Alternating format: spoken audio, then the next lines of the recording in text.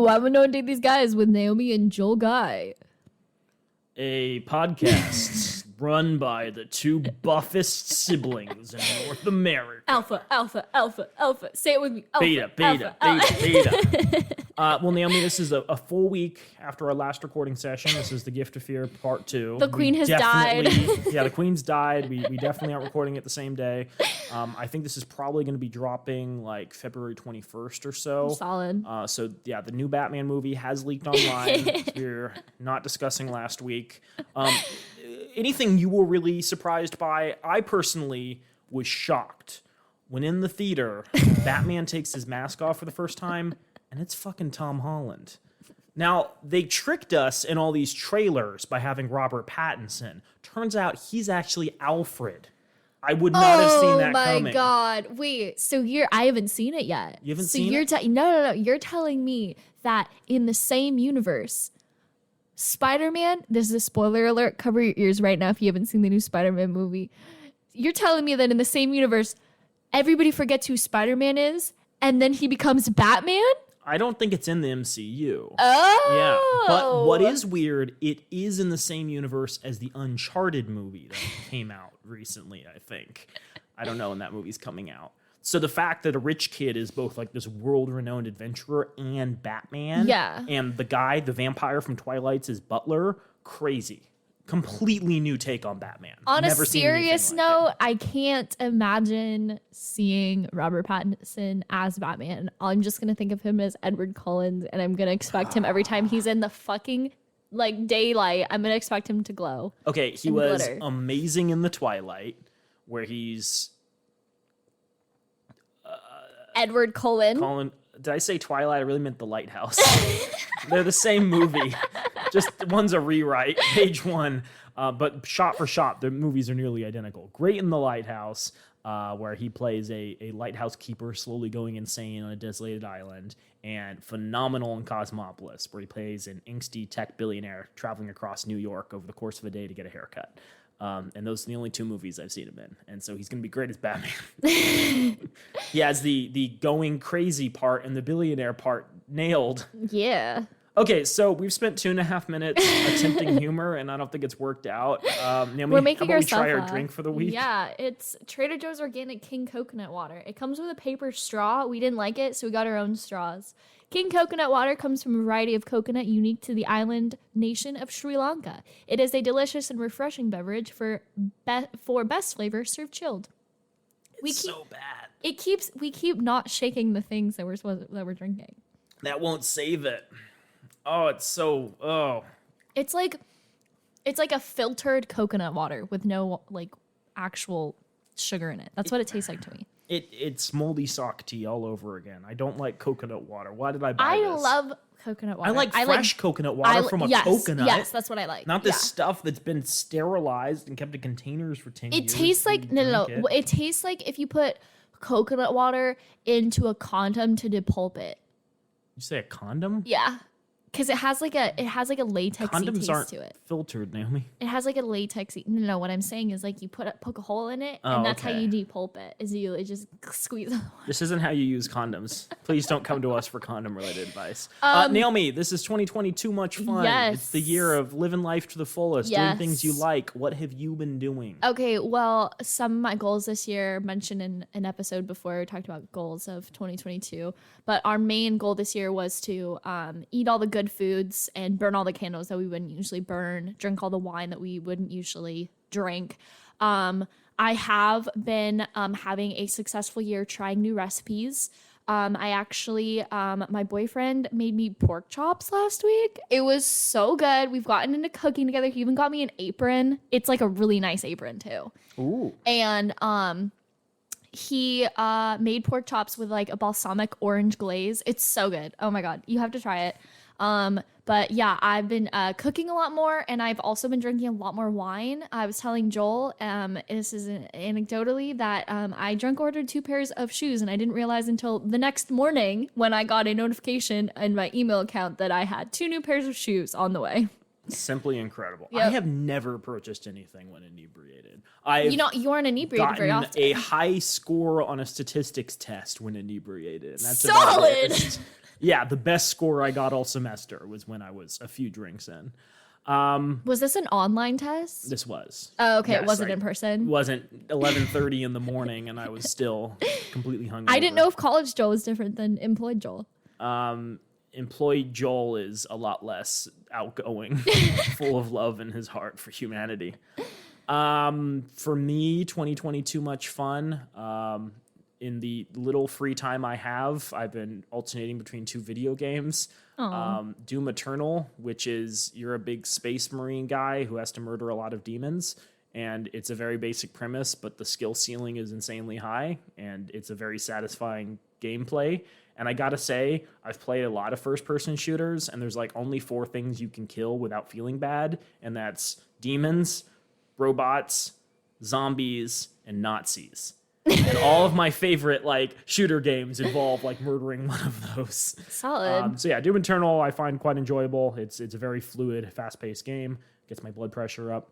And then the other one, which is the complete opposite, is Return of the Obra Dinn. And you are a guy investigating a ship which is mysteriously pulled into harbor. This is like the 19th century. Yeah. And everyone on board is dead. And you have a stopwatch which allows you to relive the last few moments of their lives. And you have to piece together first who all of the bodies on board are, and then how they died. And Scurvy. who killed them.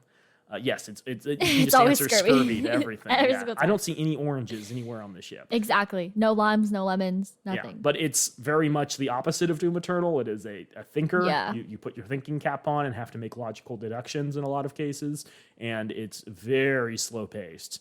The Doom Eternal guy is probably like 10 times as fast, and you're just wandering around the game world. But I find it enjoyable. It gives me a sense of satisfaction, and I'd recommend both games highly. But speaking of things I wouldn't recommend, Speaking of things. Naomi, can you summarize The Gift of Fear Part 1, what we discussed in the last episode? Yeah, so we started going through Joel is doing a great job of summarizing Went The Gift straight of through Fear Joel with a harpoon. by Gavin de Becker. If you want to know more about Gavin de Becker and a good anecdote referring back to Carrie Fisher and virginities, listen to our first episode. That's going to make no sense to anybody.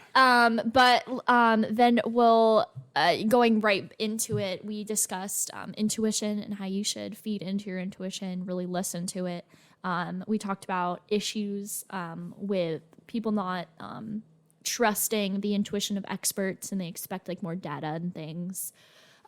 We also talked about characteristics of people, potentially abusive people, and things of that sort. So criminal characteristics, forcing teaming, charm and niceness, too many details, type casting, loan sharking, unsolicited promises, and discounting no.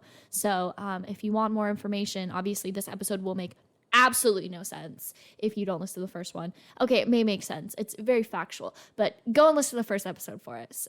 It'll make more sense. I couldn't agree more. Okay, so where we left off was where he was starting to get into a section on markers of violent behavior. We talked about some of the warning signals someone might give, which may or may not indicate that they're going to do you harm, just that they are self-interested and trying to manipulate you to their own ends. But now the question is, how do you predict violence? How do you predict that someone has the potential to do violence to you? And he provides a couple of frameworks and ways of thinking about violence that I find very useful. And again, I'd reiterate, getting a copy of this book is probably in your best interest if you found it useful. So on page 88, he talks about the things that people care about. And he says that human behavior is predictable because so many people care about the same things. And if you've read a book like How to Win Friends and Influence People, you'll see a lot of these things brought up time and time again. The idea that humans have certain characteristics that you can use to your advantage and, make friends, be charismatic, sell things, etc. So those things include the fact that individuals tend to seek connections with others. Individuals are saddened by loss and tend to avoid it. Individuals dislike rejection. Individuals like recognition and attention. Individuals will do more to avoid pain than they'll do to seek pleasure. Individuals dislike ridicule and embarrassment. Individuals care what others think of us. And individuals seek a degree of control over our lives. And he says, look, these assumptions are hardly groundbreaking, and though we might expect something more esoteric about people, these mundane concepts apply to most of them, just as they do to you. This list contains a few of the ingredients in the human recipe, and how much of one ingredient or how little of another will influence the final result. With a man who goes on a shooting spree at work, it's not that he has some mysterious extra component or that he has necessarily something missing. It is usually the balance and interaction of the same ingredients that influence us all. Is he saying the shooting spree at work can be predicted in part by weighing the balance of factors as common as the 8 general assumptions listed above? Yes. Certainly, there are hundreds of other variables that his office, again, Mr. DeBecker is a kind of an expert who runs agencies that try to predict violence, and he could present them all with charts and graphs and templates and printouts. He could use psychiatric terms that would require a psychiatrist to interpret, but the purpose here is to simplify, to identify in your experience the factors that matter most. So, Robert Hare's insightful book, Without Conscience, identifies several other features of psychopathic individuals. These are people who can operate without listening to their consciences, and they do not care about the welfare of others, period. In the corporate boardroom, people might call it negligence. On the street, we might call it criminality. The ability to act in spite of conscience or empathy is one characteristic associated with psychopaths, and Robert Hare in his book describes a couple of others. Individuals who are psychopathic are glib and superficial, egocentric and grandiose, lacking remorse or guilt, deceitful and manipulative, impulsive, in need of excitement, lacking responsibility, and emotionally shallow. Many errors in predicting behavior come from the belief that others will perceive things as we do. The psychopath described above will not. To successfully predict his behavior, you must see a situation your way and his way. It will be easy, of course, to see it your way. That's automatic. Seeing a situation from another person's perspective is an acquired skill, but you have already acquired it. Imagine that you're able to fire someone whose behavior, personality, and philosophy of life could not be further from your own. Even with all the differences, you would still know if they'd viewed the firing as fair, completely unfair, part of a vendetta, or motivated by discrimination or greed. Particularly if you worked closely with that person, you could recite his perception of events much as he would. Though you may not share his view, you can still bring it into focus. Predicting human behavior is really about recognizing the play from just a few lines of dialogue. It's about trusting that a character's behavior will be consistent with his perception of the situation. If the play is true to humanness, each act will follow along as it should, as it does in nature. So I've heard there's a test you can utilize to sort of understand if individuals, and by individuals I mean very young people, have sort of developed like self-awareness of how other people think. And what you do is you take a box, like let's say a box that might contain baseballs, and on the outside it has like a bunch of pictures of baseballs and it says like baseballs. And in front of the child, you very deliberately put a basketball into the box and close it up. And you show it to the child. Without leaving the room, you just show this box that says baseballs on the outside, and you have a basketball you've put in it, and you say, what do you think another person would think this box held if I just showed it to them? And the child, more often than not, will say, a person who sees this box will think it contains a basketball.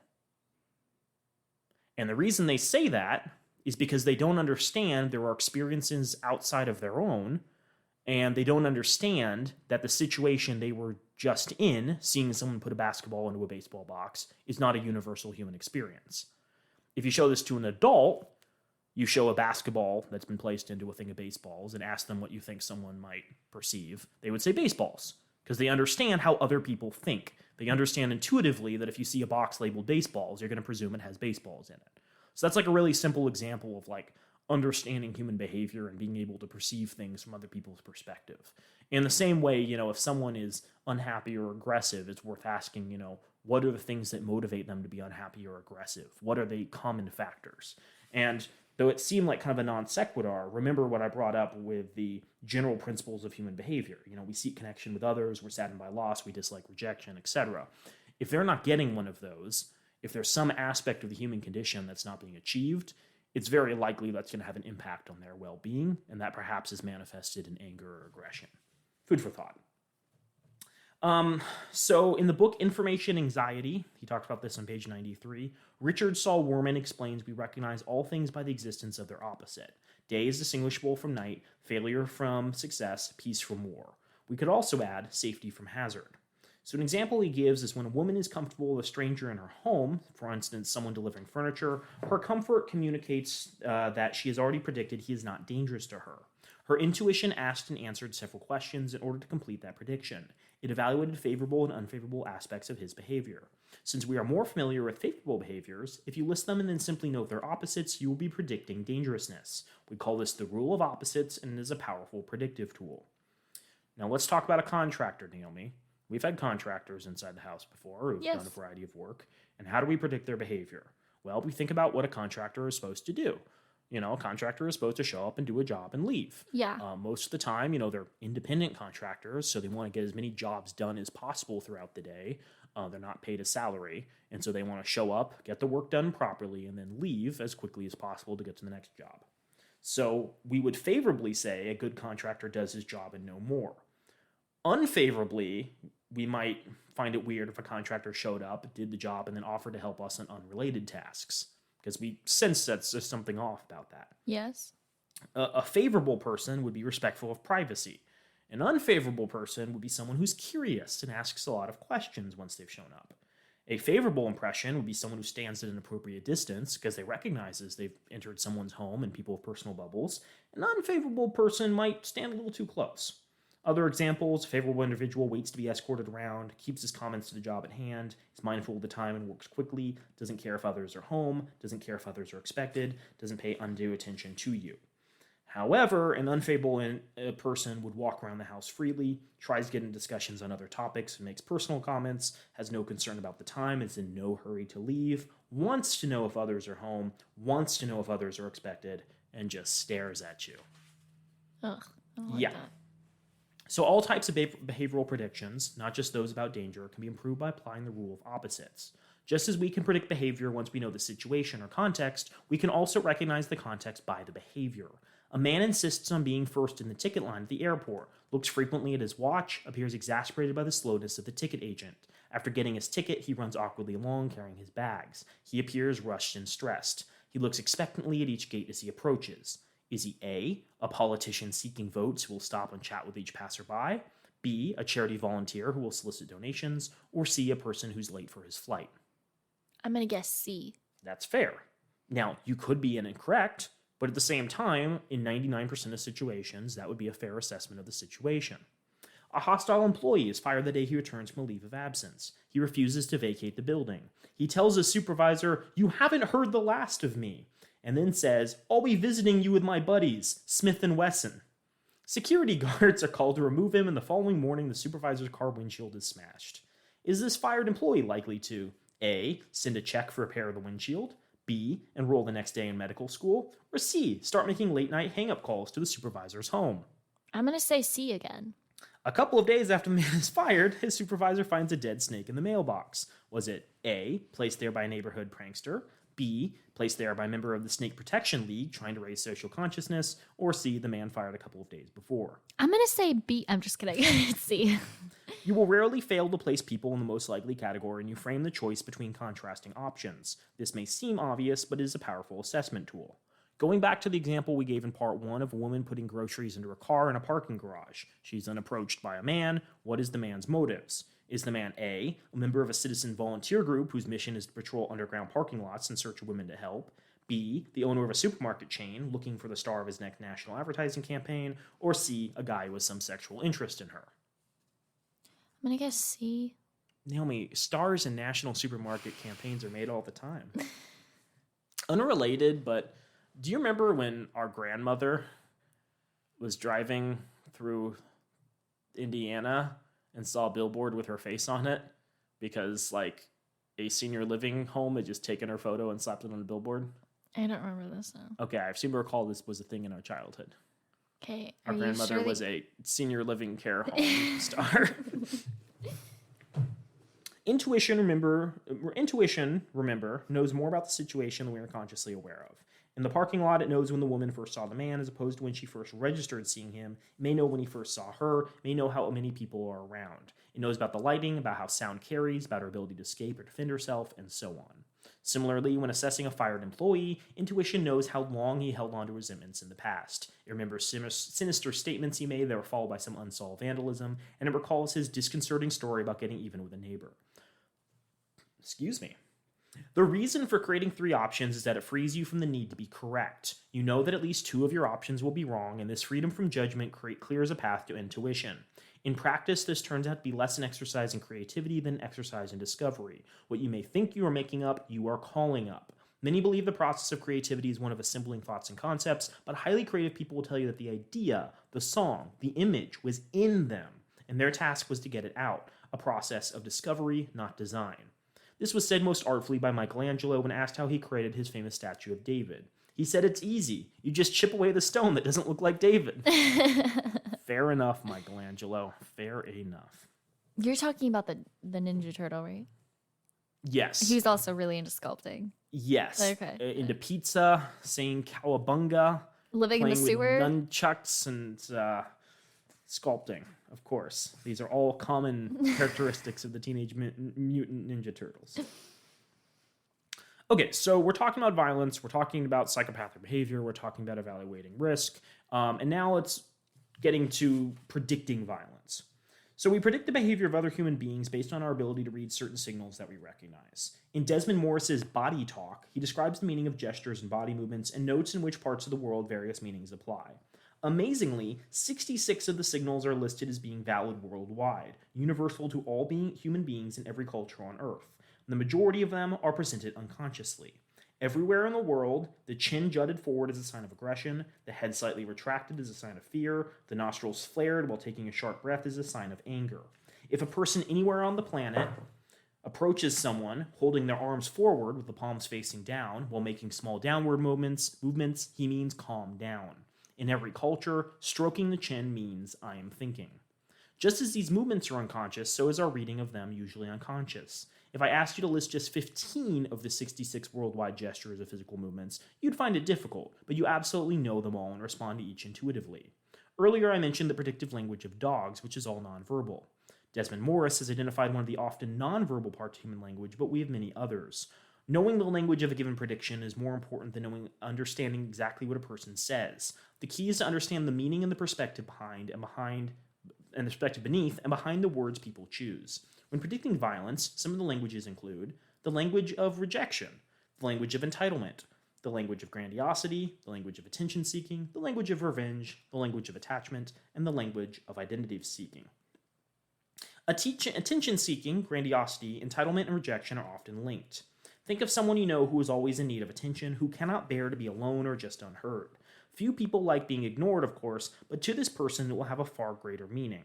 Believing they deserve it, entitlement and grandiosity, knowing they need it, fear of rejection, and committed to being seen and listened to, attention-seeking, individuals might strongly resist a loss of attention.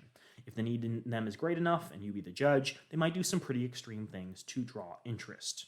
In each prediction about violence, we must ask what the context, stimuli, and developments might mean to a person involved, not just what they mean to us. We must ask if the actor will perceive violence as moving him towards some desired outcome or away from it. The conscious and unconscious decision to use violence usually involves many mental and emotional processes, but they usually boil down to how a person perceives four fairly simple issues: justification, alternatives, consequence, and ability. My office abbreviates these elements as JACA, and as an evaluation of these often helps prevent violence. There's no moisture in my mouth. Drink. The coconut water? Oh no. I realized that, like, while drinking it, like, while I took my last sip, it kind of just tastes like watered down milk with ice in it. That's another good comparison. But there's no ice in it. It just feels like it has ice in it. It doesn't smell like anything. It's very interesting. Oh, it doesn't smell like V8? It does not smell like V8? Ew. It smells like old soy milk. Coconut milk, man. Coconut water, man. Yeah, drink it fresh, y'all. So, JACA, justification, alternatives, consequences, and ability. So the first question you should ask yourself is, does this person have a perceived justification, Naomi? Perceived justification can be as simple as being sufficiently provoked. Hey, you stepped on my foot. Or as convoluted as looking for an excuse to argue as with a spouse that starts a disagreement in order to justify an angry response. The process of developing and manufacturing justification can be observed. A person who is seeking to find justification for some action might move from what you've done angers me to what you've done is wrong. Popular justifications include the moral high ground of righteous indignation and more simple equation known by the biblical name, an eye for an eye. Anger is a very seductive emotion because it is profoundly energizing and exhilarating. Sometimes people feel their anger is justified by past unfairness. With the slightest excuse, they bring forth resentments unrelated to the present situation. You could say such a person has pre-justified hostility, more commonly known as having a chip on their shoulder. The degree of provocation, of course, in the eye of the provoked. John Monahan notes that how a person appraises an event may have a great influence on whether he or she ultimately responds to it in a violent manner. What he calls perceived intentionality is perhaps the clearest example of a person looking for justification. The example is like, you didn't just bump into me, you meant to hit me. Perceived alternatives. Does the person perceive that they have available alternatives to violence that will move him towards an outcome he wants? Since violence, like any behavior, has a purpose, it's valuable to know the goal of the actor. For example, if a person wants his job back, violence is not the most effective strategy since it precludes the very outcome he seeks. Conversely, if he wants revenge, violence is a viable strategy, though usually not the only one. Alternatives to violence might be ridicule, smear campaigns, lawsuits, or inflicting some other non-physical harm on the targeted person or organization. Knowing the desired outcome is the key. If the desired outcome is to punish someone, there might be many options. It is when he perceives no alternatives that violence is the most likely. More than anything, individuals fight because they have no choice. A person who feels there are no alternatives will fight even when violence isn't justified, even when the consequences are perceived as unfavorable, and even when the ability to prevail is low. Perceived consequences. How does a person view the consequences associated with using violence? Before resorting to force, people weigh the likely consequences, even if unconsciously or very quickly. Consequences might be intolerable, such as for a person whose identity and self-image would be too damaged if he used violence. Context can change that, as the person who is normally passive becomes violent in a crowd or mob. Violence can be made tolerable by the support or encouragement of others. It is when consequences are perceived as favorable, such as for an assassin who wants attention and has little left to lose, that violence is likely. And then finally, perceived ability. Does the person believe they can successfully deliver the blows or bomb or bullet? People who have unsuccessfully used violence in the past have a higher appraisal of their ability to prevail using violence again. People with weapons or other advantages perceive a high ability to use violence. Now that's, unfortunately, a very important aspect of domestic violence. Because if someone's hit their significant other before, they're far more likely to see it as a solution in the future. Yeah. Right? It may take a while to get to the point where they feel comfortable hitting their significant other on a regular basis. But after they do it the first time, the likelihood of it happening again is much, much higher. And so this is also why the greatest predictor for whether or not someone will kill their partner is whether or not they have used violence before. Because if they've already crossed that threshold, they've proven that they see violence as an ability that can resolve the situation. And so they may see escalation of that as a long-term solution, not a short-term one. For more information, go check out our episode on Why Does He Do That? A book report that I conducted and very much enjoyed, but also cringed at every single time I read it. Also, part 1 of this episode. So in order to make predictions, before I get into that, you understand JACA. Perceived justification, perceived alternatives, perceived consequences, and perceived ability. If you're trying to figure out whether someone poses a threat, consider all 4 of those. It's possible you may need more information, but even like a basic knowledge of the situation can give you an understanding greater than what like your intuition might predict. Okay, so how do you evaluate like predictions? How do you evaluate the likelihood of success of any prediction and a way to predict the prediction? It can be done by measuring 11 elements. I'm not going to spend too much time on these because there's a lot, but the basic idea is there's 11 elements that go into a prediction in order to come up with something that's actually accurate. Like, you can throw in as many variables as you want, but if it's coming from a place that's inaccurate to begin with, your final analysis is going to be bad too. So these 11 are: how measurable is the outcome you seek to predict? Will it be clear if it happens or does not happen? For example, imagine the predictive question is, will a bomb explode in the auditorium during a pro-choice rally? The outcome is measurable. Now, if the question is, will we have a good time on an upcoming trip to Hawaii? There may not be a clear understanding of like whether or not the outcome can be measured, right? So you need to figure out, what is it that's at risk? Is it that this person could assault this individual? Is it that this person has clear violence, such as the death of someone in mind? Not, do I think this person has bad vibes? Right? It needs to be measurable. Vantage. Is a person making the prediction in a position to observe the pre-incident indicators in context? For example, to predict what will happen between 2 quarreling people, it is valuable to have a vantage point from which you can see and hear them. 3. Imminence. Are you predicting an outcome that might occur soon as opposed to some remote time in the future? Ideally, one predicts outcomes that might happen while they are still significant.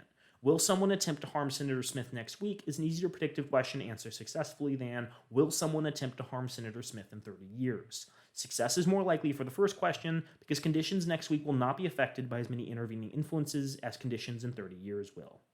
Our best predictive resources are applied when outcomes might occur while they are still meaningful to us. Though perhaps harsh to Senator Smith, it might not matter much to people today if he is harmed in 30 years.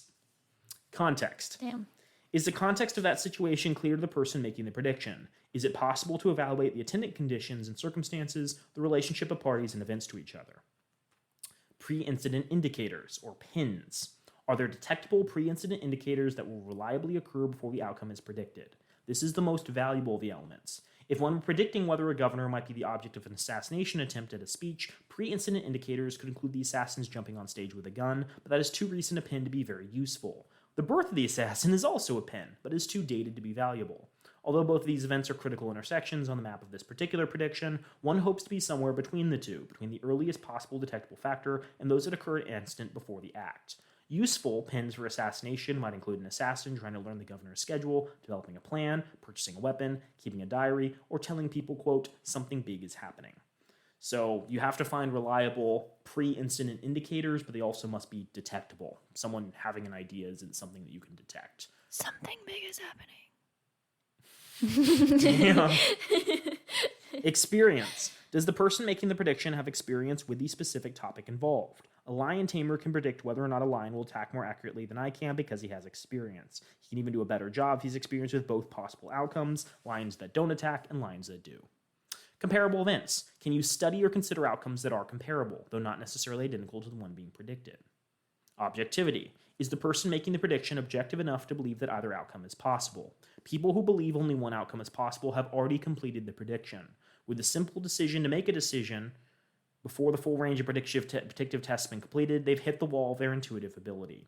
Asked to predict whether a given employee will act violently, the person who believes that kind of thing never happens is not the right choice for the job. People only apply all their predictive resources when they believe either outcome is possible. Investment. To what degree is the person making the prediction invested in the outcome? How much do they care? Does he or she have the reason to want the prediction to be correct? If I ask you right now to predict whether or not I'll oversleep tomorrow, you won't bring your best predictive resources to the question because you don't care. If, however, you're relying on me to pick you up at the airport early tomorrow morning, your prediction will be far better. Replicability. Is it practical to test the exact issue being predicted by trying it first elsewhere? After predictive water in a pot will boil when heated, you need to not heat this water to improve the prediction. You can test the issue, replicate it exactly by heating other water first. It is a low-cost experiment for a low-stakes prediction. Knowledge. Does the person making the prediction have accurate knowledge about the topic? Unless it is relevant and accurate, knowledge can be the sinking ship the fool insists is seaworthy because knowledge often masquerades as wisdom. If a corporate executive has knowledge that most perpetrators of workplace violence are white males between 35 and 50, you might ignore someone's bizarre behavior because the employee does not fit the profile. So, those are the ways you kind of assess situations and determine if danger is involved. And though the examples he's giving are about like corporate clients that he's utilized, the same applies to relationships too, Naomi. This is after intuition is involved, correct? I think this is a way of reassessing. If your intuition alerts you to something, but you're not sure what it is, then go through this process to try to better understand why you're being alerted to this by your intuition.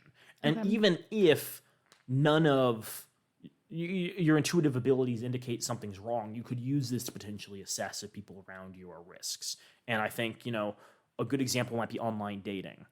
We discussed in the first part how in online dating, you don't have a long time to learn about people. It's a very quick first impression in their profile. Then maybe, a couple of days of sending text messages back and forth before you choose to meet someone in public. And it's easier for someone to fake being a good person for that period of time than someone who's like dating within a small community, as it used to be back in the past. So I would say it's more important than ever to utilize your kind of intuitive ability to draw conclusions. Is this person in the dating profile posing with large quantities of guns? Or fish. Does it seem based upon their profile that they respect or don't respect women? Does it seem like there's someone who's part of a gang or utilizes violence? Do they like media that has misogynistic messages? I'm not saying all these are perfect predictors, but they can help form a better assessment of whether or not this is someone you might want to go on a date with. Yes. The other important thing that he brings up on page 118 is context is very, very important in predictions. We underestimate how much context makes up whether or not our intuition is actually working. So an example he gives is a list of words. Skin, peel, blood, mutilated, rip, warning, kill, bomb. So if someone's like reading letters that their client's been sent and they come across those words, they might be a little concerned. But what if you were reading a passage in a book and it was like, this whole car trip, I was cold right down to my skin. The wind would rip along so hard I thought it would peel the roof off. And here's a warning. Don't ever travel with relatives. Blood may be thicker than water, but trying to kill time listening to Uncle Harry's mutilated jokes, bomb, was just too much. I think that's a good example. Another is, look at this list of words. Tidy, pretty, flowers, beautiful, welcome. Tidy up your affairs and buy some pretty flowers because God has ordered me to take you to his beautiful place where he's anxious to welcome you. Number of times I've said that to women. Okay, and then here's an example of a letter he actually assessed for a client. As I was walking with you yesterday, the sheer grace of your body thrilled me. Your beauty gives me a starting point for appreciating all other beauty in a flower or a stream. I sometimes cannot tell where you left off and the beauty of nature begins, and all I want is to feel your body and share my love with you. That's a nice sentiment, maybe a little abrupt if you've just met the person, but context makes it important, because the context is the letter was sent by a 50-year-old man to a 10-year-old daughter of a neighbor. Ew. The man moved soon after we interviewed him and now is in prison for a predictable offense, repeatedly propositioning an underage girl to have sex with him. The phone message, "Hi honey, it's me," might all by itself communicate a terrible threat if this is the voice of an ex-husband who a woman has tried to avoid by fleeing to another state and changing her name. So the point he's trying to make is context is much more important to predictions than content, and this truth relates to safety in some significant ways. It's important to understand whether or not the situation you're in, you have enough context to figure out whether or not danger does or does not exist.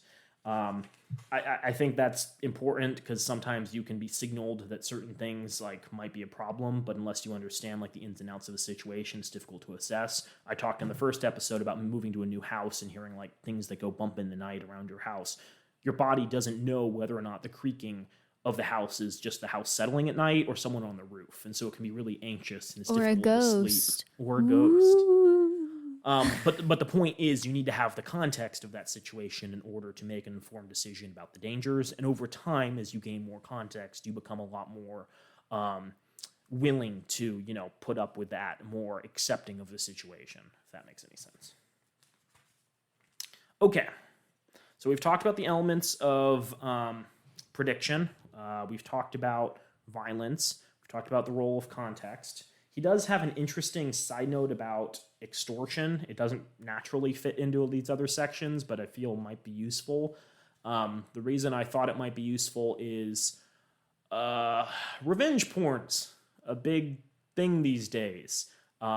Individuals will, either send naked photos of themselves to their partners. Their partners will beg them for them, and they'll eventually give up. Or they'll be, photographed without their knowledge. And so then, after they've broken up with this individual, they can be blackmailed by their former partner or someone else who's gotten a hold of these images, and they'll say, unless you give me money, unless you send me more, I'm going to leak these to your friends and family. And that can be a really harrowing situation. On page 130, he talks about an example of a young film star whose rise to fame brought a call from a sleazy ex-boyfriend she hadn't heard from in years. Unless my client, and again, keep in mind, Gavin runs a business doing all this, unless my client gave him $50,000, he would reveal that she had had an abortion. The thought of this becoming known caused her great anxiety and thus enhanced the value of the threat. By the time she met with me, she hadn't slept a full night in a week. My counsel for managing such cases is always to begin with an organized appraisal of the threat. I asked my client to make a list of people she feared would react adversely if the information were made public. That's easy, she said. My parents. I don't want them to know. I asked that she consider calling her parents and telling them the information in her way, rather than living with the dread that they would learn it in his way or a tabloid's way. I said she was the only person in the world who could determine the value of the threat. Disclosing the harmful information itself is so radical an idea that most victims of extortion never even consider it. But within 10 minutes, my client made her difficult decision, called her parents, and killed the threat. She got off the phone visibly lighter and more powerful. I came here willing to do anything to stop him from revealing that secret. Now I'm not willing to do anything at all because I don't care what he says. My client paid nothing, and the man never revealed his information anyway. I have a few cases a year just like this one. Extortion is a crime of opportunity, usually committed by amateurs who tend to first try the most roundabout approach. You know, I saw you on the Emmys the other night, you're doing well and everything, making so much money, and I was thinking about how beautiful you looked in those photos we took that time in Mexico. Because extortion is a bit awkward for the neophyte, he wants his victim to jump in and make it easy by saying, I'd be glad to help you out money-wise, but I wonder could I get those photos back? I'd hate to see them become public. Victims often try to appease extortionists, but those efforts just allow them to retain the undeserved mantle of a decent person. I suggest that clients compel the extortionist to commit on his sleaziness, which puts him on the defensive. Don't let him simply flirt with his lowness, make him marry it by saying those ugly words. I ask victims to repeat, I don't understand what you're getting at until the extortionist states it clearly. Many extortionists can't do it and they either stumble around the issue or abandon their bad idea altogether. Making them explicitly state the extortion also helps clarify whether he's motivated by greed or malice, and this provides a roadmap to the desired outcome. Though sometimes difficult, it is important to be polite to the extortionist because he may be looking for justification to do the hurtful thing he threatens. With the amateur, sinking so low is difficult, and believe it or not, it's a very vulnerable time for him. Don't misread this as sympathy, it's just wise not to kick the guy around emotionally because if he gets angry, that empowers him. So, the takeaway here is if someone's threatening to leak nudes, you should probably inform the people you most care about knowing, hey, this sleazebag is, trying to send out nudes of me. It may be possible you might get some in your inbox. I apologize, but that's just the situation I'm in right now. But those are my titties. Well said. But then also, if you are engaging with someone who's trying to coerce you, whether for money, for the intent of blackmailing you and getting more naked photos, even just trying to coerce you into sex, it's important to have them confront that head on. Make it explicit what they're trying to kind of awkwardly fumble through. Does that all seem fair? Yeah. Okay. Well, thank you for this side note. I'm going to get back to the main meat of this. Okay, so we're skipping ahead. He talks about identifying factors in the workplace, if there are workplace threats. This is confined in this narrative to the workplace, but I feel it also applies to relationships as well. And so he makes it clear, look, I'm giving you this information about worrying trends you might see as a way of predicting workplace violence. You shouldn't presume that just because you see a couple of these that there could be a threat. It's important to assess it within the context of the situation and the more you know about an individual. But he does say, look, if you see a bunch of these, this is when you should be concerned. So bad behaviors or bad predictors could be things such as inflexibility. An employee who resists change is rigid and unwilling to discuss ideas contrary to their own. Imagine the same in a partner. A partner who resists change is rigid and unwilling to discuss a perspective outside of their own. Weapons. He has obtained a weapon within the last 90 days or has a weapons collection or makes jokes or frequent comments about weapons. You could imagine the same being a problem with a partner. Sad. He is sullen, angry, or depressed. That's an acronym. Sullen, angry, depressed. Yeah. Chronic anger is an important predictor of more than just violence. People who experience strong feelings of anger are at increased risk of heart disease. Such people place others at risk and are at risk themselves. Accordingly, chronic anger should never be ignored. Signs of depression include changes in weight, irritability, suicidal thoughts and references, hopelessness, sadness, and a loss of interest in previously enjoyable activities. Hopelessness. He has made statements like, "What's the use? I've got no future. Nothing ever changes anyway." Pessimism is an important predictor of problems, just as optimism is an important predictor of success. Identification. He identifies with or even praises other perpetrators of workplace violence. He refers to, jokes about, or is fascinated with news stories about major acts of violence.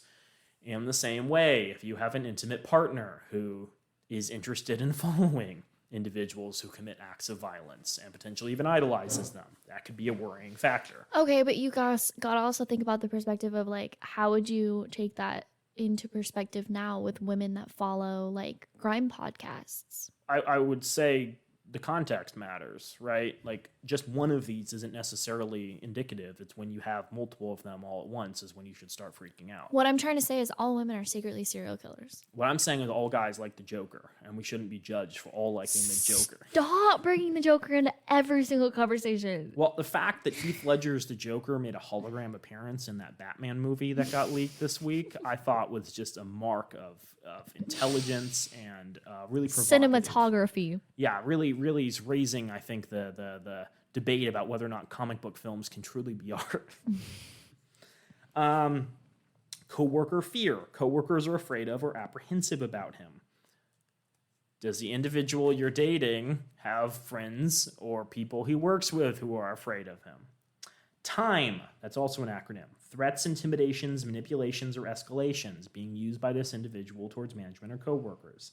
Paranoia. They feel others are out to get him, that unconnected events are related, that others conspire against him. Can you see how all this can be applied to having a partner? Yep. Criticism. He reacts adversely to criticism, shows suspicion of those who criticize him, refuses to consider the merits of any critical observation about his performance or behavior. Blame. He blames others for the results of his own actions. Crusades. He has undertaken or attached himself to crusades or missions at work. Ladies, if your significant other is dedicated to the crusade of January 6th, look elsewhere. If they dress up as a Native American-inspired shaman to wage war on the U.S. government. He's doing 3 years in prison. Cool dude. Yeah. Arizona local. Oh, Love that that's dude. nice. I kept seeing him at protests in 2019, 2020, but I thought he was like for climate change, so for anti-climate change. Unreasonable expectations. He expects elevation, long-term retention, and apology, being named the winner in some dispute, or being found right. Naomi, have you been in relationships where individuals expect to always be correct? I don't want to talk about it. Fair enough. Naomi's being awfully quiet during this. Grievance. He has a grievance pending or has a history of filing unreasonable grievances. Police encounters. He has had recent police encounters, including arrests, or has a history that includes behavioral offenses.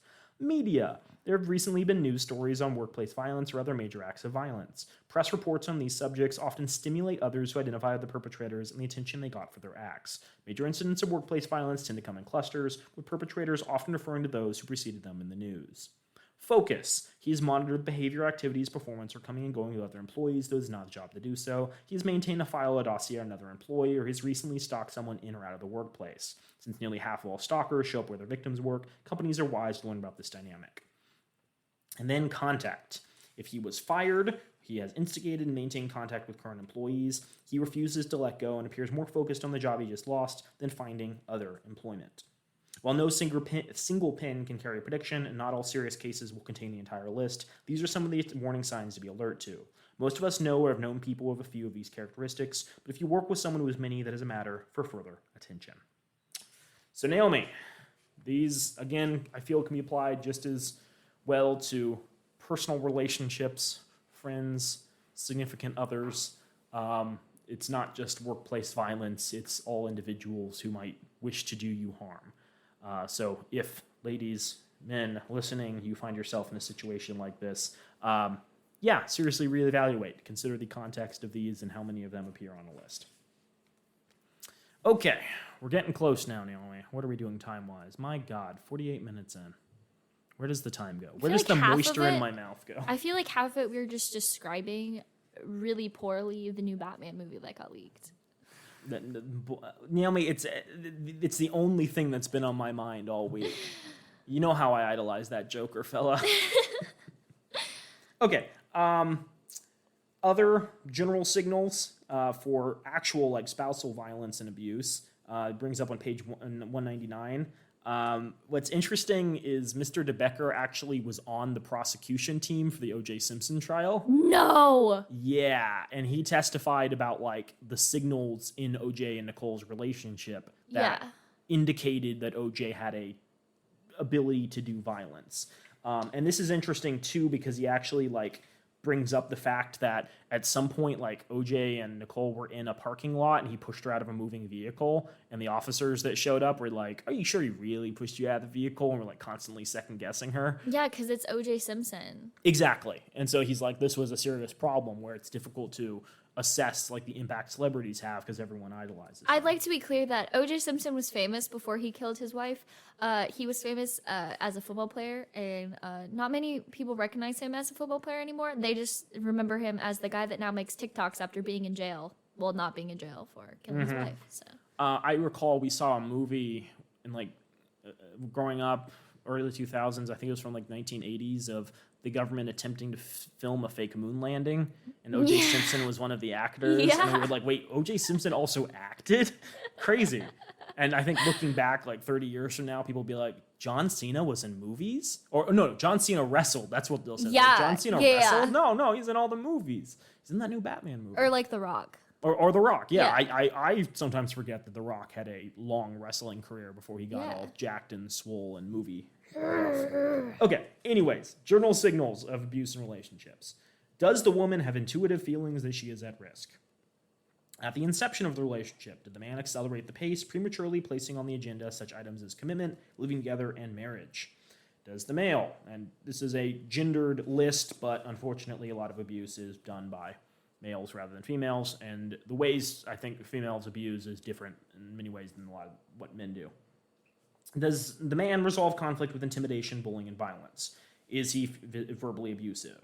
Does he use threats and intimidation as instruments of control or abuse? Does he break or strike things in anger? Does he use symbolic violence, such as tearing a wedding photo or marring a face in a photo? Was he a batterer of a woman in a prior relationship? Has he used alcohol or drugs with adverse effects, such as memory loss, hostility, or cruelty? Does he cite alcohol or drugs as an excuse or explanation for hostile or violent conduct? That was the booze talking, not me. I got so drunk, I was crazy. Does his history include police encounters for behavioral offenses? Has there been more than one incident of violent behavior? Does he use money to control the activities, purchase, and behavior of his wife and partner? Does he become jealous of anyone or anything that takes her time away from the relationship? And does he keep her on a tight leash, requiring her to account for her time? Does he refuse to accept rejection? Does he expect the relationship to go on forever, perhaps using phrases like, together for life, always, no matter what? That's always what bothers me about wedding vows, where it's like, people never change. You will always remain the same way. I will always love you regardless of the situation. You can do no wrong. The end. And then they get mad at them, like the man gets mad at his partner for after having children for gaining like 10 pounds. Yes, after And the then- wedding vows, when she gains 10 pounds immediately. No. What I'm saying is after she has children, I just heard there's been a large situation, and Sky got on a podcast, and he was like, if my wife gains too many pounds and then refuses to go back to the gym after she has the child, I'm gonna leave her, something like that. And everyone has a perspective on it. Obviously. Wait, back up a second. Women can gain weight? I'm still coming to terms with the fact they can fart. Damn. What a world. Does the individual project extreme emotions onto others even when there is no evidence that would lead a reasonable person to perceive them? Do they minimize incidents of abuse? Do they spend a disproportionate amount of time talking about his wife, partner, and derives much of his identity from being a husband, lover, etc.? Does he try to enlist his wife's friends or relatives in a campaign to keep or recover the relationship? Has the individual inappropriately surveilled or followed his wife or partner? Does he believe others are out to get him? Does he believe that those around his partner or wife dislike him and encourage her to leave? Does he resist change and is described as inflexible and unwilling to compromise? Does he identify with or compares himself to violent people in films, news stories, fiction, or history? Does he characterize the violence of others as justified? Does he suffer mood swings or is sullen, angry, or depressed? Does he consistently blame others for problems of his own making and refuse to take responsibility for the results of his actions? Does he refer to weapons as instruments of power, control, or revenge? Are weapons a substantial part of his persona? Does he have a gun, or he talks about, jokes about, reads about, or even collects weapons? Does he use male privilege as justification for his conduct, treating a woman as a servant, making all the big decisions, and acting as the master of the house? Has he experienced or witnessed violence as a child? And does his wife or partner fear he will injure or kill him? Has she discussed this with others or has made plans to be carried out in the event of her death, such as designated someone to care for children? Fun list. Yeah. With this list and all you know about intuition and prediction, you can now help prevent America's most predictable murders. Literally, if you encounter something like this, refer the woman to a battered woman's shelter, if for nothing else than to speak with her for her to speak to someone who knows about what she's facing in her life and in herself. Refer the man to a battered woman's shelter, and they will be able to suggest programs for him. When there is violence, report it to the police. This list reminds us that before our next breakfast, another 12 women will be killed. Mothers, sisters, daughters. In almost every case, the violence that preceded the final violence was a secret kept by several people. This list can say to women who are in that situation that they must get out. It can say to police officers who might not arrest that they must arrest, to doctors who might not notify that they must notify. It can say to prosecutors that they must file charges, and it can say to neighbors who might ignore violence that they must not. It can also speak to men who might recognize themselves, and that is meaningful. After Christopher Darden's closing argument in the Simpson trial, co-prosecutor Scott Gordon and I joined him in his office. We read faxes from around the country sent by victims of domestic violence, but were equally moved by messages from abusive men. One of which read, "You may have just saved my wife's life, for as I listened to you describing the Simpsons abuse, I recognize myself. Unlike some murders, spousal homicide is a crime that can strike with conscience." Fun stuff. Couple other notes on abuse, Naomi, because this podcast hasn't been Debbie Downer enough. Like a battered child, battered women get a powerful feeling of overwhelming relief when an incident occurs. They become addicted to that feeling. The abuser is the only person who can deliver moments of peace by being his better self for a while. Thus, the abuser holds the key to the abused person's feeling of well-being. The abuser delivers the high highs that bookend the low lows, and the worse the bad times get, the better the good times are in contrast. All this is in addition to the fact that a battered woman is shell-shocked enough to believe each horrible incident may be the last.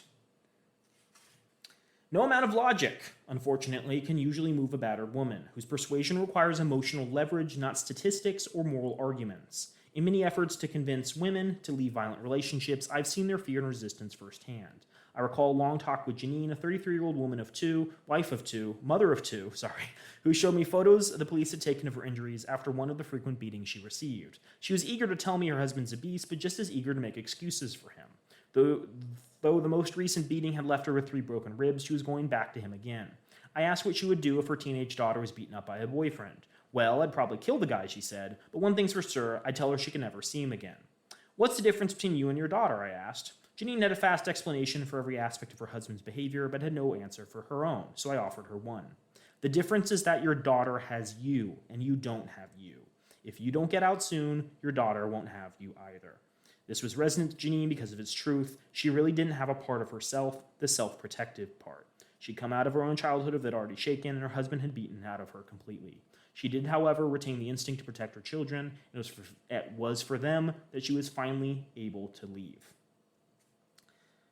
Okay, there's one last part of this abuse that I think can raise some eyebrows, and I think it's important to listen to this fully before you judge. I don't like how he phrases this, but I understand what he's saying. Though leaving is not an option that seems available to many battered women, I believe the first time a woman is hit, she's a victim, and the second time she's a volunteer.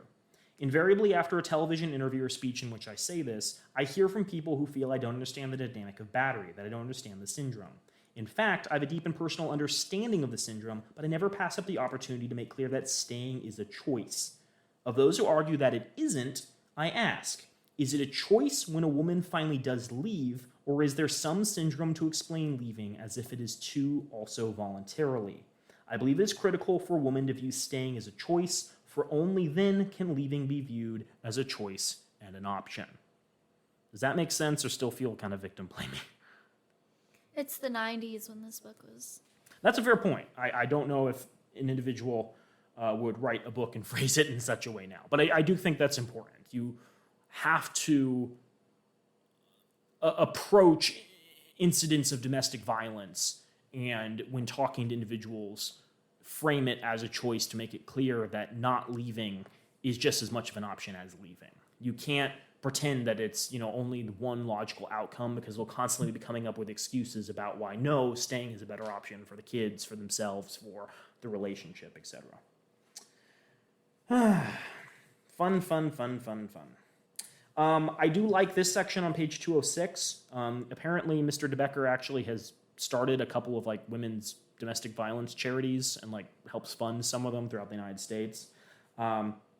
He talks about how we as a society must provide a place for domestically abused individuals to go. In Los Angeles County, where 11 million people live, there are only 420 battered women's shelter beds. On any given night, 75% of the beds in battered women's shelters are occupied by children. In Los Angeles, there's a hotline which automatically connects callers to the nearest shelter. Through that number, established by Los Angeles District Attorney Gil Garcetti, battered women are taught how to get out safely.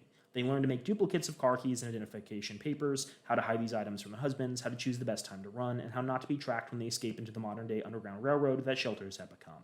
I believe so strongly in the value of this hotline that my company funds it.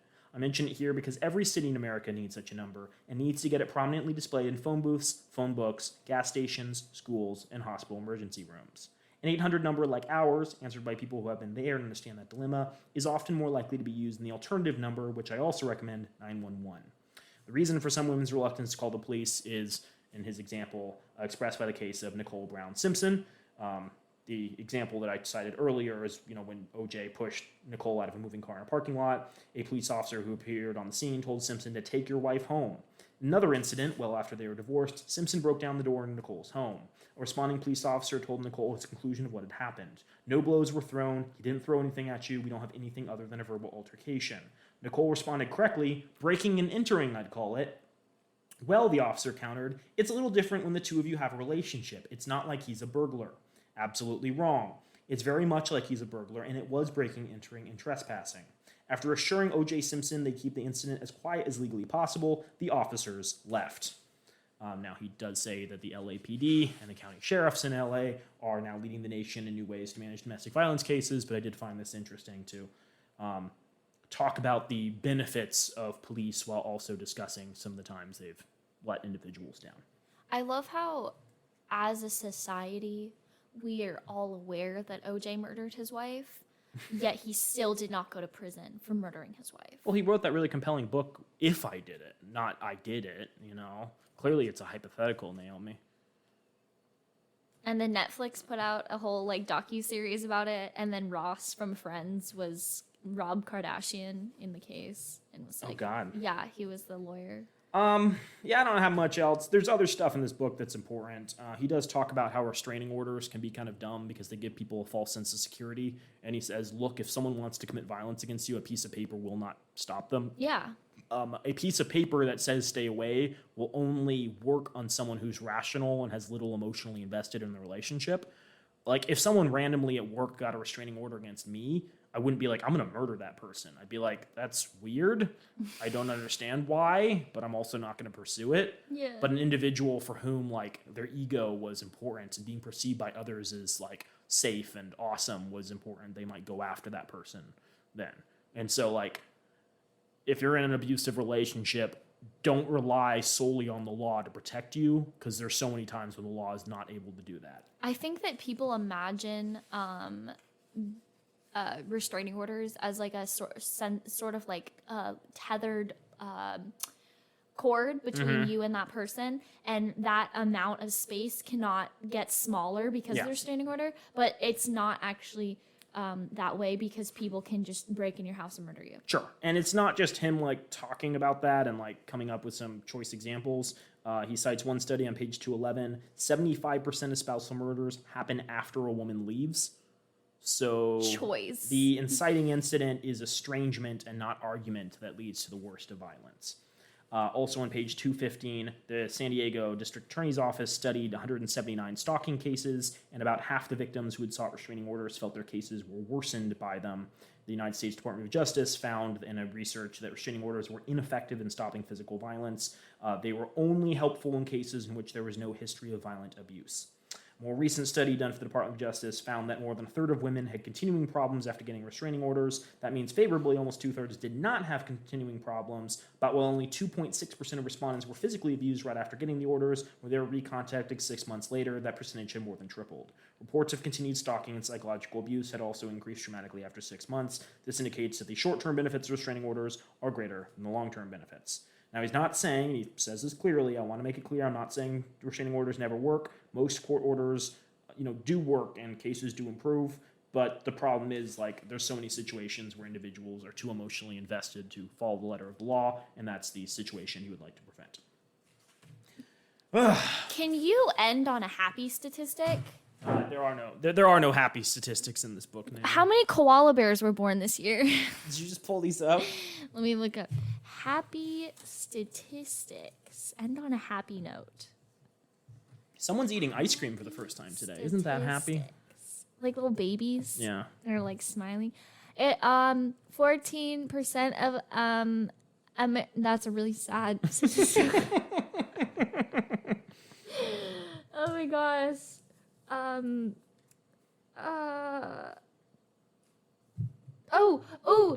I have a happy statistic. Okay. Every year, hundreds of new trees grow because squirrels forget that they buried their nuts. Great. 2, there's a basketball court on the top floor of the U.S. Supreme Court building. It's known as the highest court in the land. This feels like a bad pun.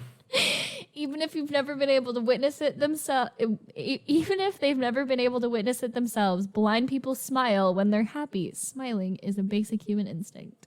Aww. Cows have best friends, and they tend to spend most of their time together. That's pretty cute. Okay. Let's wrap this up, Naomi. I did mention at the start of part 1 that I was a little bit critical of this book. And the reason, which I want to bring up now that you have the context of listening to me ramble about it for a long period, is that I think it's a valuable tool that presents the information in a questionable way. And what I mean by that is I think someone reading this book or listening to a summary of it might come across with the idea that the world is an insanely dangerous place that everyone wants to murder you in, and that one possible solution is to increase police presence and security presence in order to combat all of these terrifying dangers. Yes. Now, I don't feel DeBecker is saying that. At multiple points in the book, he's criticizing police officers. At multiple points in the book, he recognizes the validity of women's concerns while also not infantilizing them, which I think is important. And he also gives examples of relationships across cultures, which indicates a degree of awareness that a lot of individuals I think lack. He also says that we're really bad at assessing risk in the beginning and gives some examples of people underestimating how dangerous cars are. But the problem is there's this unrelenting assault on the senses of anecdotes about people who were brutally raped or murdered after situations with people who seem normal but turned out to be crazy. And again, the impression I feel that gives is the world is terrifying. You need to constantly have your haunches raised, and you need, guns and tools in order to resolve this. And so the reason I bring all this up is he says trust your intuition, and this kind of rubbed me the wrong way.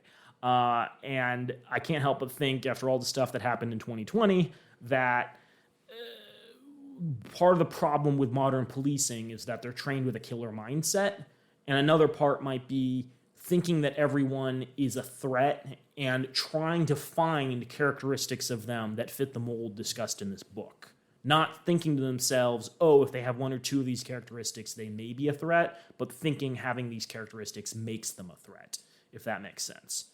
And so my concern is, especially if this is attempted to be taught to people, it's probably going to be in the form of a PowerPoint presentation done in 15 minutes to half an hour, where they just very quickly gloss through this. And if you see these signs, you should be worried about it. Yeah. Here's a list of things that potentially predict spousal abuse. I don't know. And that's a big issue when you think that there's a lot of people who might have these characteristics or display potentially warning signs overly familiar attitudes or attempts to strike up conversations with strangers who pose no risk to them, as we discussed multiple times throughout the book.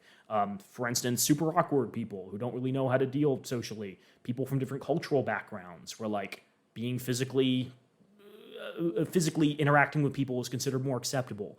People who have mental conditions, all of them might be perceived as threats if someone's received a very bare bones version of this training. So it's my opinion that he could do a far better job at the end of the book talking about how much we need to improve our social support systems. He does spend some time talking about how good shelters are and how he's personally invested in them, but I think he could spend twice the time discussing all the benefits they give, and then how it's not just shelters as a way of escaping relationships, but also the need for better education in schools and more money being put towards teaching children how to recognize these signs and themselves not be abusers.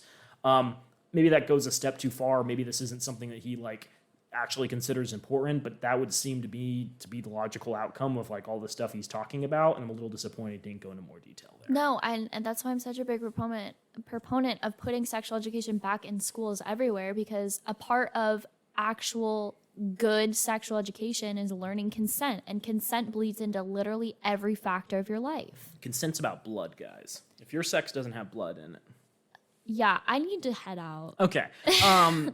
Sorry, I'm not trying to trivialize what you're saying. The cow statistic just made me so it's happy. It's a pretty good cow stat. I mean, the other thing that kind of had that on my mind is the fact that state legislatures everywhere in America right now are trying to pass bills that would ban like childhood sex education, and by that I mean like telling 6-year-olds that gay people exist. Yep. Which seems kind of important and potentially avoids your parents doing that thing that they didn't want to do back in the day, which was like, how do I explain 2 men kissing to my kid? Have someone else do it.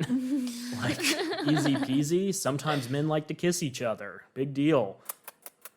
And they always do it like that. That's the most annoying thing. Yeah. Yeah, if I have one criticism it's the kissy noises. It's the kissy noises. Yeah. Yeah, which I've definitely never done with Lauren. I like that too. Like we're Muppet characters. Len just gets really close to my ear and he's like, which essentially I just did to whoever's listening to this podcast. This is now an ASMR podcast. It's an ASMR. Okay, we're gonna have an episode where we just take both of the microphones and one of us is like doing like soft seductive noises and they're positioned like at the left and right ears. It's gonna be great now. Okay, so that was the gift of fear. Hopefully our listeners have found it useful. Hopefully we've found it useful. Again, I would strongly urge that you pick up a copy if you found any of this helpful, because he goes into a lot more detail, and it's a good desk reference in my book. Yeah, I would say that it's definitely a good book to have on hand. I like to pick up books sometimes after like I've read them, like I like read them in class or something.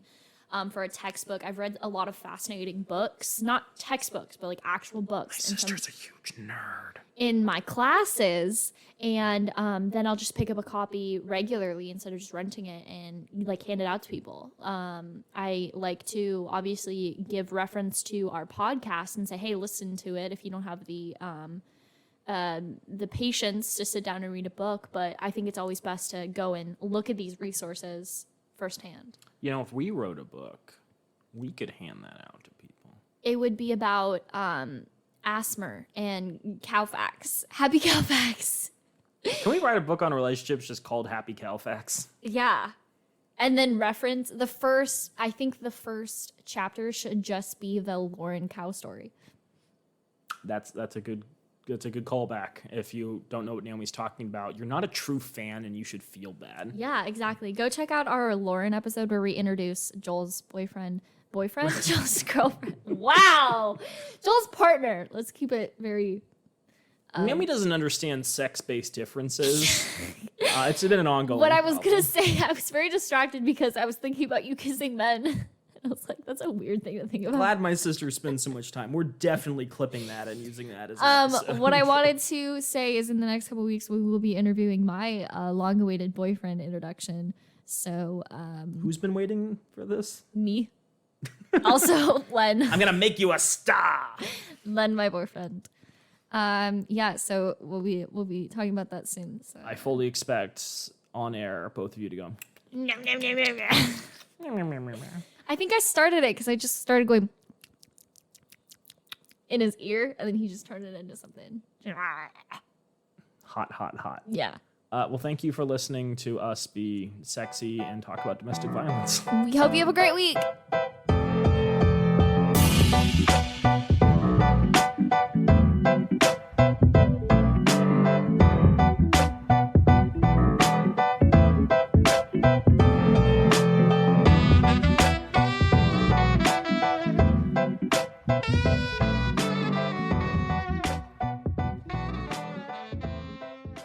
If you're looking to make an impact, this show recommends giving either time or money to Planned Parenthood, a nonprofit organization that provides reproductive health care in the United States and globally. Planned Parenthood clinics and affiliates provide birth control and long-acting reversible contraception, clinical breast examinations, cervical cancer screenings, pregnancy testing, prenatal care, testing and treatment for sexually transmitted infections, and abortions. Planned Parenthood also does great work for those who can't afford traditional medical services. Approximately 4 out of 5 of their clients have incomes at or below 150% of the federal poverty level. Both Joel and Naomi are monthly donors to Planned Parenthood. You could be too.